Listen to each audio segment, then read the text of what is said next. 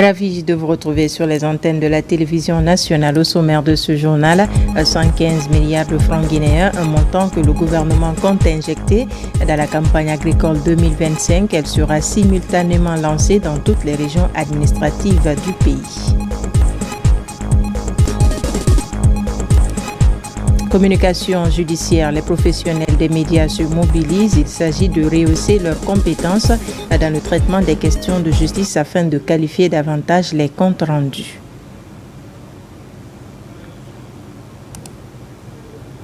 À venir également l'assainissement dans la ville de Bokeh, une opération coup de balai en prélude à la grande mobilisation de soutien aux acquis du CNRD prévue du 11 au 12 avril prochain. La place des Martyrs et autres espaces publics sont débarrassés d'immondices. C'est tout pour les titres. Bonjour à tous et bienvenue dans ce 13h. Je vous le disais à l'instant, c'est le chiffre du jour, 115 milliards de francs guinéens, un montant que le gouvernement compte injecter dans la campagne agricole 2025. Elle sera simultanément lancé dans toutes les régions administratives du pays. C'est ce qui a filtré de la conférence du ministre Félix Lama avec les hommes de médias. Compte rendu Foudé Camara. Le secteur agropastoral s'apprête pour la campagne agricole 2025. Une campagne dont le lancement officiel est prévu pour le 9 avril prochain à Ditine d'Andalaba. Les contours de ce rendez-vous sont dévoilés aux professionnels des médias par Félix Lama, le ministre de l'Agriculture et de l'Élevage. Les effets des inondations de l'année passée sont rappelés, des effets qui ont fragilisé plus de 12 000 producteurs, selon les statistiques des structures déconcentrées du ministère de l'Agriculture et de l'Élevage. Donc c'est dans ce contexte difficile que nous lançons la campagne agricole 2025. Le gouvernement guinéen, sous le leadership donc du président de la République, à travers donc le budget national de développement, a mis à disposition, on va dire en gros, une enveloppe de 115 milliards de nos francs guinéens afin d'accompagner l'ensemble de nos producteurs, que ce soit dans le sous-secteur élevage ou dans le sous-secteur agriculture. Il s'agira en fait d'apporter un appui et un soutien à la production de 2 500 000 producteurs issus de l'agriculture familiale. 1 million d'éleveurs donc seront accompagnés et 100 agro-champions seront également accompagnés. Pour une campagne agricole réussie, l'aspect aménagement des terres cultivables a été pris en compte cette année. Un des cris du cœur des paysans lors des états généraux de l'agriculture et de l'élevage. Nous allons pouvoir mettre à disposition pour cette campagne agricole 2025-2026 14 000 hectares d'aménagement hydro-agricole disponibles qui vont être exploités. Et ça, c'est quelque chose de grand qu'il faut véritablement applaudir et féliciter pour notre pays. C'est pour nos populations que nous faisons, c'est pour nos paysans que nous le faisons. 14 000 hectares d'aménagement hydro-agricole opérationnel, donc au bénéfice de 9 337 producteurs à travers le pays pour une production attendue de 42 000 tonnes de riz. Ça déjà c'est plausible. Et nous avons pour ambition chaque année de pouvoir réaliser des aménagements hydro-agricoles. Et le groupe dont je viens de vous parler, avec lequel nous avons signé le partenariat, le groupe Netafim, est le premier groupe dans le monde dans l'irrigation moderne. Dans donc les aménagements hydro-agricoles, c'est le premier groupe dans le monde. Nous devons travailler avec justement ces partenaires-là pour pouvoir former ici nos équipes, faire les transferts de compétences pour que nous soyons à même de pouvoir continuer à réaliser ce type d'aménagement hydro-agricole. Au cours de cette conférence de presse, aucune question n'a été esquivée par le ministre Félix Lama et ses cadres. Un tour d'horizon global du développement rural. Un tour d'horizon qui a aussi touché les préoccupations de conservation des produits agricoles périssables, de recherche agronomique et de relance des unités agro-industrielles. Sans oublier le soutien de la filière avicole après la grippe aviaire. Vulgarisation du code pastoral. Le texte est exposé dans les différentes collectivités de Massanta. C'est pour impliquer les communautés dans l'application de ce document stratégique du monde rural. Le coup d'envoi est donné à Kouankan et regroupe les représentants des fêtières de la préfecture. Lancé Kamisoko, correspondance. Pour promouvoir une gestion durable des ressources pastorales et renforcer le respect des droits de chaque acteur, le contenu du code pastoral est en débat à Kouankan. Regroupant éleveurs et agriculteurs autour des autorités administratives, cette initiative du ministère de l'Agriculture et de l'Élevage est coordonnée par la direction préfectorale de Massanta. Cette campagne de vulgarisation vise à rendre ce code accessible à tous. Nous voulons que chaque acteur du secteur comprenne non seulement les principes qui les sous-attendent, mais aussi les opportunités qu'ils offrent. Kouankan est une zone agro-pastorale par excellence. Les éleveurs sont là en grand nombre, ainsi que l'agriculture aussi est abondante. Donc si aujourd'hui un dispositif légal est aujourd'hui introduit pour freiner tous les agissements qui peuvent y avoir entre éleveurs et agriculteurs, c'est un grand ouf de soulagement pour nous. Fruit de plusieurs années de concertation entre les acteurs du secteur, ce code est le reflet de la vision commune vers un avenir où éleveurs et agriculteurs coexistent harmonieusement dans le respect des traditions tout en promouvant les impératifs de développement durable. Nous qui sommes agriculteurs, on avait d'énormes problèmes. Mais je crois bien avec ce code pastoral, chacun de nous saura réellement ce qu'il doit faire et ce qu'il ne doit pas faire. Je tiens à remercier chaleureusement au nom de M. le Préfet, le ministre de l'Agriculture et de l'Élevage et tous ceux qui ont contribué à l'élaboration de ce code et à l'organisation de cette campagne. Votre dévouement et votre expertise sont des piliers de notre succès collectif. Pour renforcer la cohésion sociale et économique, afin de favoriser la mise en œuvre efficace de ce document stratégique, les acteurs de Massanta s'engagent à faire de la vulgarisation du code pastoral un modèle de collaboration pour le bien des générations actuelles et futures. Secteur de l'élevage, l'aviculture intensive précisément, un nouveau guide de bonnes pratiques est présenté aux acteurs évoluant à Kankan et Farana. Le document traite de tous les aspects pour l'atteinte des résultats. C'est la volonté affichée par le projet d'établissement des fondamentaux de la filière avicole en Guinée. Diamokaba, compte rendu. La région administrative de Kankan accueille la première phase de présentation du guide des bonnes pratiques sur l'aviculture intensive, un nouvel outil conçu pour offrir de belles opportunités aux professionnels de la filière dans l'amélioration de leurs méthodes de travail. En quête de compétitivité, Sankara et Nabaya sont mobilisés pour cerner les grands enjeux de cette politique agricole en matière de structuration durable du secteur. Ce guide, c'est un guide de bonnes pratiques conçu pour les élevages avicoles, qui doit servir de base d'outils de travail pour tous les acteurs de la filière avicole de Guinée. Dans le cadre réellement d'une production accrue en long terme. C'est ce qui a amené réellement à l'élaboration de ces guides aujourd'hui, d'où réellement l'organisation de cet atelier au niveau régional pour que l'ensemble des acteurs impliqués dans le monde avicole soient imprégnés. Autour d'une ambition claire et assumée, le plan national est à renforcer pour reconquérir la souveraineté alimentaire par le biais de l'élevage. Désormais, tout est mis au point pour une application stricte du document sur le terrain. La présentation des guides de bonnes pratiques pour l'élevage intensif représente une avancée significative vers une professionnalisation accrue de notre filière, un enjeu stratégique pour la souveraineté alimentaire et la croissance économique de notre pays. En adoptant ces bonnes pratiques, nous pouvons assurer une production de qualité, répondre à la demande croissante et garantir la pérennité des exploitations.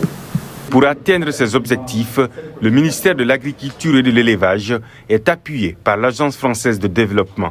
La volonté commune, fruit de la coopération internationale, est mise en œuvre par le projet d'établissement des fondamentaux de la filière avicole en Guinée pour augmenter les revenus des éleveurs.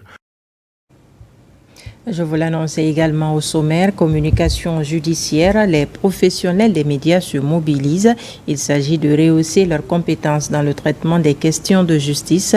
Objectif, qualifier davantage les comptes rendus. L'idée est développée par l'Association des journalistes pour la promotion de droits. Le point avec Yano Younsaba. Pour éviter les confusions dans les comptes rendus d'audience, dans les cours et tribunaux, L'Association des journalistes pour la promotion du droit a récemment initié une formation pour renforcer les capacités des journalistes guinéens dans le traitement des questions de justice. L'objectif vise à outiller ces journalistes afin d'éviter des erreurs dans les comptes rendus d'audience. L'interprétation des débats et des sentences qui suivent dans les comptes rendus après les procès pose parfois, pour ne pas dire souvent, problème au niveau des populations. Dans un but pédagogique, nous avons jugé nécessaire de mettre ensemble journalistes et avocats pour un échange constructif sur les concepts clés des professions judiciaires et juridiques en Guinée. Cette formation vient à point nommé pour rectifier des erreurs qui sont en train d'être commises tous les jours, des termes juridiques, et nous saluons vraiment l'initiative. La rencontre a permis aux avocats et magistrats d'aborder plusieurs thématiques essentielles pour faciliter la couverture médiatique des procès. Il est courant de voir un journaliste dire par exemple la cour d'appel de Dixine, la cour d'appel de Mafanko, un accusé poursuivi pour diffamation. On ne met pas les termes à la place qu'il faut, sème parfois la confusion. Il fallait un échange ensemble sur des règles basiques qu'un journaliste peut au moins maîtriser pour éviter de confondre les différentes juridictions et quelques vocabulaires usuels à maîtriser pour ne pas mettre l'un à la place de l'autre. Le principal défi pour ces professionnels de la justice consiste à doter les journalistes des connaissances dans le domaine de la communication juridique et judiciaire. Comme dans plusieurs préfectures, Dalaba aussi va bientôt abriter le bloc administratif et les logements de la trésorerie préfectorale. Il s'agit d'offrir un cadre optimal aux travailleurs du trésor public dans la gestion efficace des ressources publiques. RTG Mamouf, Mamadou Patibalde. Qualifié de Suisse africaine, Dalaba aura bientôt son bloc administratif et les logements de la trésorerie préfectorale. Le chef de l'État, le général d'armée Mamadi Doumbouya, dans sa vision de développement du pays, entend doter la Guinée des infrastructures modernes. Ces édifices dont les travaux ont été lancés seront exécutés par l'entreprise Makam. L'objectif principal de ce projet est de moderniser notre administration publique en offrant un environnement de travail amélioré aux agents de trésor public et un meilleur accueil aux citoyens. Nous contribuons à renforcer la confiance entre l'État et les administrés. Financé par le budget national de développement, le ministère de l'économie et des finances assure le maître d'œuvre. Cette initiative du gouvernement de la refondation vise à renforcer les capacités opérationnelles du cadre et à rapprocher les services de l'État aux collectivités locales en vue de booster le développement à la base. En posant cette première pierre, nous ne posons pas seulement un symbole de construction physique, mais nous bâtissons également l'avenir de notre administration.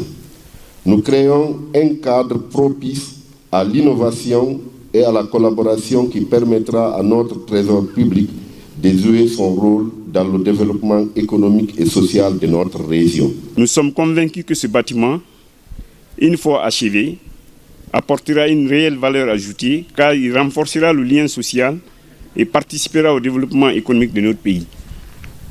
À cet effet, votre implication tout au long du processus est attendue et serait bien appréciée par Monsieur le ministre de l'Économie et des Finances. La construction de ces édifices est une avancée significative pour notre pays.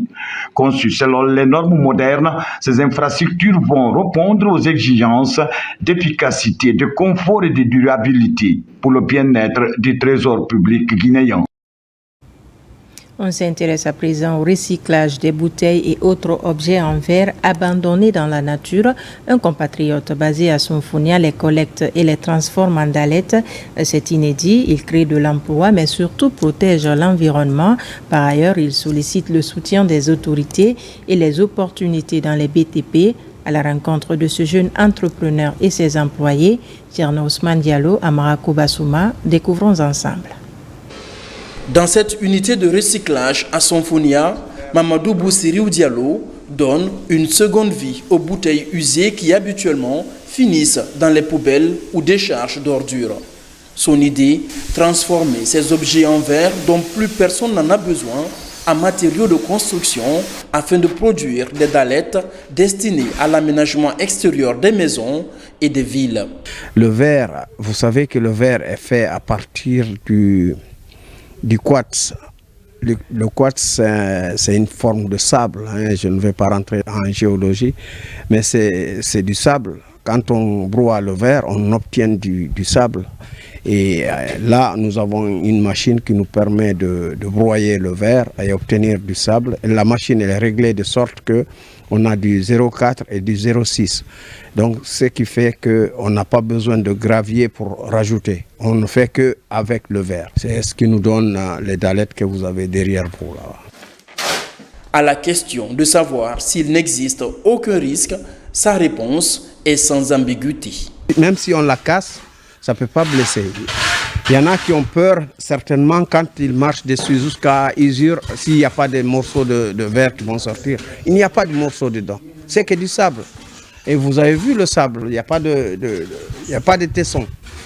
Ça ne peut pas blesser quelqu'un, vous voyez? Avec son idée, ce passionné des questions de salubrité et de protection de l'environnement, PDG de la société Urki Plus, compte pousser plus loin le recyclage des objets, réduire la pression sur la décharge et créer de l'emploi. Une dizaine de jeunes sont directement employés dans son unité. Ça me tient vraiment à cœur parce que je vole presque dans le bâtiment et j'encourage vraiment les entrepreneurs à nous aider. Parce que ça, avec l'innovation qu'a eu M. Diallo, c'est vraiment important. Bon, je suis vraiment content de participer à ce projet parce que c'est la première fois de voir ça, la transformation de verre en dallettes. Je n'ai jamais vu. Outre l'unité de production des dallettes, une autre unité de recyclage est mise en place pour la transformation des récipients en plastique usés. Avec ses investissements et ses idées, ce Guinéen de la diaspora qui a décidé de rentrer compte apporter sa pierre dans la construction de la nation. Sur un tout autre plan, lutte contre les accidents ferroviaires, loin d'un simple slogan, la sensibilisation s'installe. Elle touche directement les occupants et riverains de long des rails de Madina, Kenya. Très prochainement, et pour le même motif, l'amicale des jeunes pour la sauvegarde de l'enfance et de l'adolescence va se rendre à Koya. Moussa Bangora. L'amicale des jeunes pour la sauvegarde de l'enfance et de l'adolescence est encore sur le terrain pour combattre les accidents ferroviaires, l'occupation anarchique et le jet des ordures sur les rails. Sur l'axe Madina-Kenyan, le long des rails, des causeries éducatives sont organisées. Des messages ont été passés aux marchands et riverains d'être vigilants, mais aussi s'éloigner des rails afin d'éviter des accidents. On ne revend pas sur les rails, on ne marche pas sur les rails. Évitons les rails. Les rails sont là pour le train. Évitons les accidents ferroviaires. Nous sommes là pour une sensibilisation du petit bateau jusqu'à Kouria pour que la population riveraine quitte les rails. Le train ne s'arrête pas comme le véhicule. Le train ne freine pas brusquement. Le train, quand vous êtes sur les rails, quand le train vient, avant de freiner, ça va pas faire plus d'1 kilomètre. Donc de faire très attention au train. Nous voulons travailler sans l'accident, c'est notre objectif. Roussal Sebeka et Lagui Presse se donnent la main pour accompagner ce mouvement de jeunes.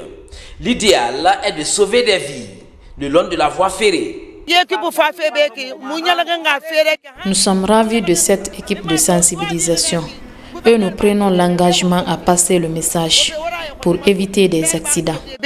Il doit respecter 25 à 15 mètres le long des deux côtés des rails pour s'installer. Parce que regardez les femmes qui sont assises à un micro des rails. En cas de déraillement, ça va coûter la vie à beaucoup de gens, à beaucoup de citoyens. C'est ça que nous ne voulons pas. Nous sommes là pour ça, pour éviter des accidents de ce genre. Pendant 20 jours, des porte-à-porte et sensibilisation de masse seront effectuées par cette association le long des rails de Kaloum à Kouria, dans la préfecture de Koya. Protection de l'environnement toujours avec cette initiative encourageante, un sac de sachets plastiques contre un cadeau de sac de riz et quelques billets de banque. Imaginez la mobilisation, mais derrière, des tas de sachets plastiques sont éliminés dans certains lieux publics. Nabila Moussa Kamara pour plus de détails. En Guinée, le combat contre la pollution de l'environnement trouve peu à peu des solutions. À Kabylie, plusieurs citoyens sont récompensés après une opération de ramassage des déchets plastiques dans les lieux publics. Cette activité consiste à assainir les rues de la capitale avec une stratégie d'achat d'ordures en contrepartie des sacs de riz et de l'argent. Ce plastique, quand ils ramassent, ils amènent chez nous, on va les récompenser. On fait un petit geste, c'est-à-dire on va échanger le plastique qu'ils jettent, qui va retourner, on va leur donner un petit cadeau. Et nous voulons motiver la population à participer à l'assainissement de leur environnement. Rendre l'environnement propre afin de préserver la santé de la population est l'objectif visé par les responsables de l'ONG Aide pour la Guinée.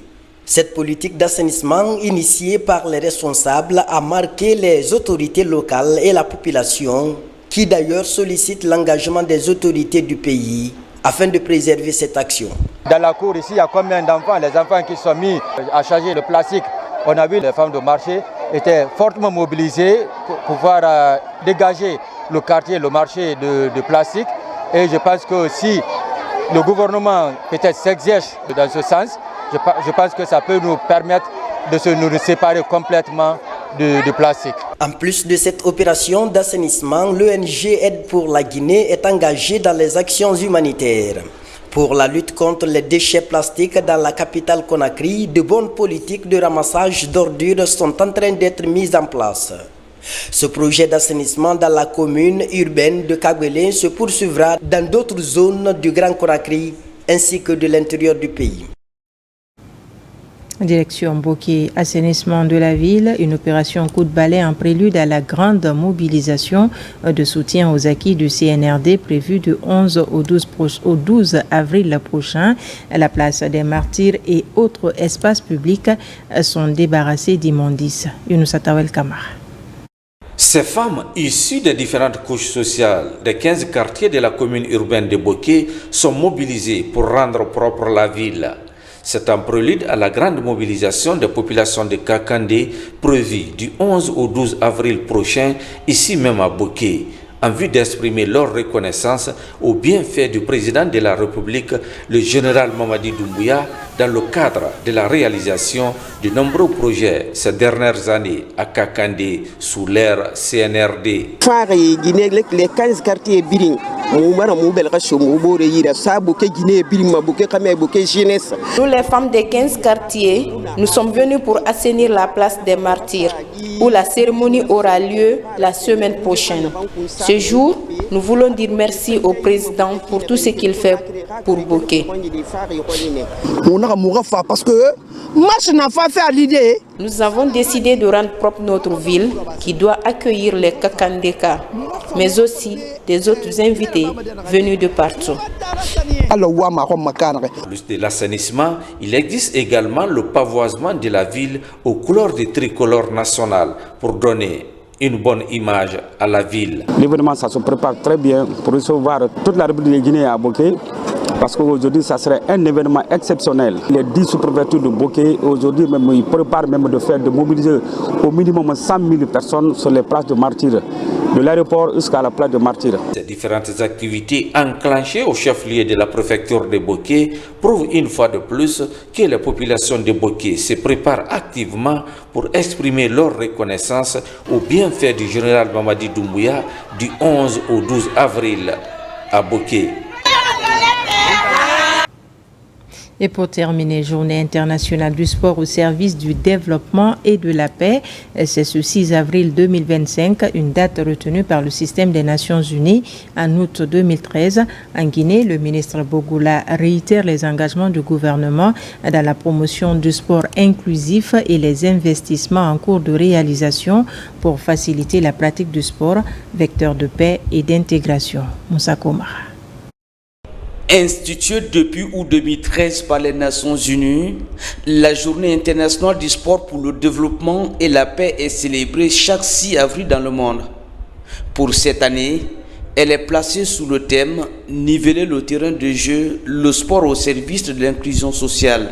La célébration de cette journée intervient à un moment où le gouvernement guinéen, sous l'impulsion du chef de l'État, le général d'armée Mamadi Doumbouya, a investi aujourd'hui près de 2000 milliards de francs guinéens dans le développement des infrastructures sportives de notre pays, notamment les stades de Nongo du 28 septembre, les stades de proximité dans nos communes et quartiers et les plateaux sportifs dans les émergences de Koza et Sangoya de Conakry, ce qui est toute une première dans notre pays.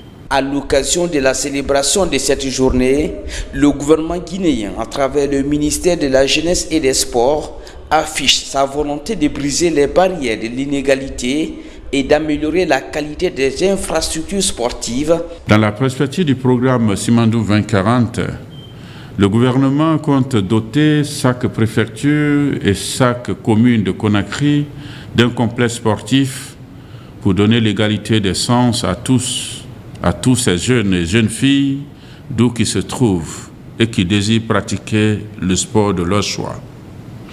Au-delà de ces engagements, le gouvernement, en collaboration avec le mouvement sportif, vient de créer, en plus du comité national olympique et sportif que nous connaissons, mais aussi du comité para-olympique, le spécial olympique, et qui est dédié aux déficients intellectuels pour prendre en compte toutes les courses jusqu'ici marginalisées.